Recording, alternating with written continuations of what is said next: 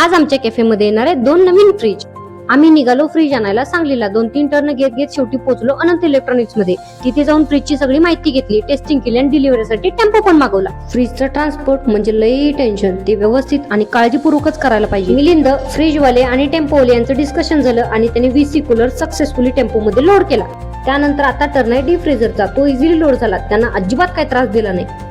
हे फ्रीज कॅफेकडे नेताना बघून मनात एकदम खूप छान आणि वेगळीच फिलिंग येत आहे. कॅफेकडे आल्यानंतर बघा साई आणि मिलिंदची बडबड काय केल्या संपेनाच. काय बोलत असत्या काय कळतच नाही. यांची बडबड ऐकून फ्रीजला पण कळत नसेल मी कूलिंग करायला आलोय की यांची वटवट ऐकायला.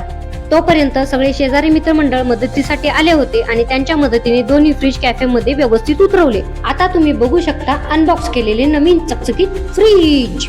कोण म्हणतं मुली व्यवसाय करू शकत नाहीत, मुली सुद्धा व्यवसाय करू शकतात आणि त्यांचं स्वप्न साकार करू शकतात. फ्रीजची पूजा केली, नारळ वाढवला आणि आमच्या नव्या सुरुवातीला शुभेच्छा दिल्या.